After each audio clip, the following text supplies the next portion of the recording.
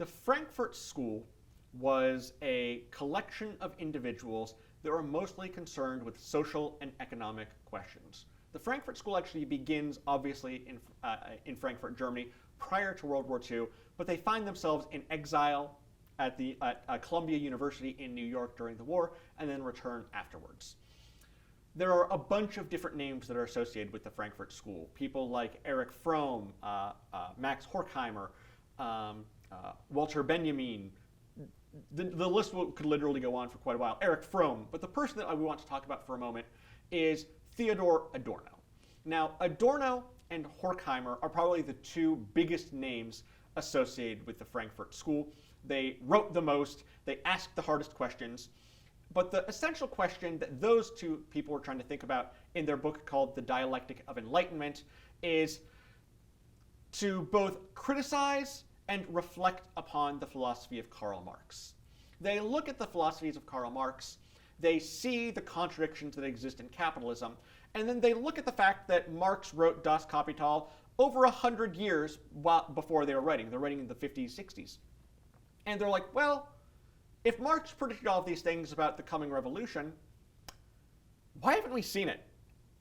Why is capitalism continuing to thrive and flourish in the world in which we're living? Because we sort of thought that revolution would be on its way.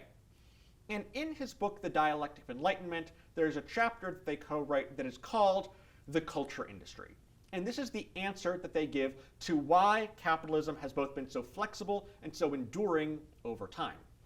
The argument goes like this. When we think about capitalism, what we see are factories, we see W-2 forms, we see hiring crises, we see any number of these things. We see objects that are produced, they're sold, they're shipped globally. All of that stuff is what we see is capitalism. What Horkheimer and Adorno encourage us to think about is that yes, capitalism is material, right? That's the historical materialism of Karl Marx. But it's also ideology.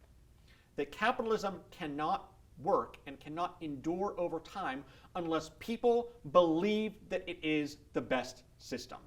And that capitalism, far better than feudalism, far better than mercantilism, far better than slavery, far better than all of those other economic systems that preceded capitalism, capitalism has the highest buy-in from the people that are getting the raw end of the deal.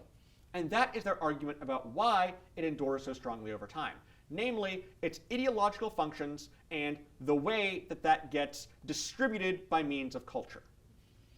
Consider something for a moment.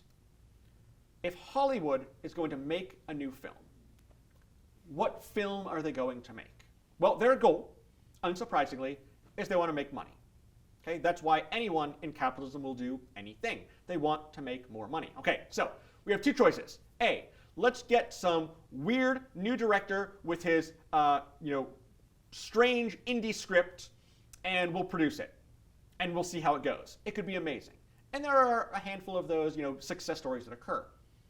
But we know if we just make Fast and Furious 17, The Fastening, that's going to make at least $500 million. So why take a risk on something new when we can make Fast and Furious 17?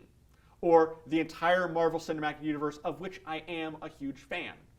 All of the reboots in Hollywood is evidence of the fact they are not concerned with making art. They are concerned with making money. And the things that make money, the things that people will want to buy, are those things that people already want. They're giving you those things that you already want to consume, so they'll keep producing those things. Which means that we have a cycle, a self-fulfilling prophecy, as it were, of we create a demand for something, people then want that, so we just keep supplying it. And we create the same thing over and over and over again. And it's not surprising that those most popular products of cultural consumption are the things that are in alignment with the values of the highest classes. That's another argument that Karl Marx makes in Das Kapital, right, where he says that in any age, we remember that age from the perspective of the people that are really well off. We don't remember the Victorian era from the perspective of a coal miner. We remember it from Downton Abbey, right? Those are the popular representations of what the aristocracy is doing. which is also why Horkheimer and Adorno would say that even if people are, at the lower end of the economic spectrum, let's say that your total family household income, right, 2 parents, 3 children is $40,000 a year, right? You can get by on that, but it's not like you're going to be thriving for your trips to Maui.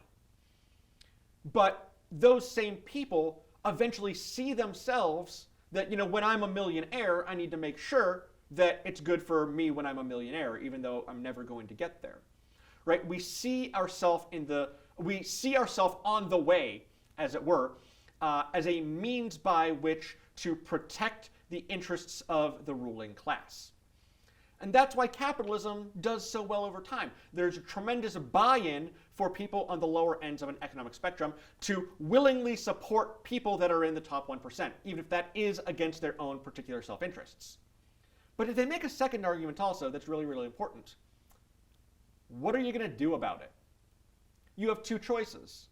The first thing that you can do is withdraw from capitalism. Yeah, you're going to work your 9-to-5 job, but when you go home, you are going to, by candlelight, read more Adorno. Because then the culture industry isn't getting you. And then you have to wake up in the morning and work your job again where Marx explains to you that you were alienated. So you can be alienated and depressed. Or you could be alienated and watch Netflix or watch Disney Plus or watch whatever it is that you want to be doing. Because then at the very least, your boredom has been satisfied. But that context of capitalism not just structuring your work life, but also structuring your leisure time is precisely why Horkheimer and Adorno think that the culture industry is the most insidious means by which capitalism is able to keep enduring over time.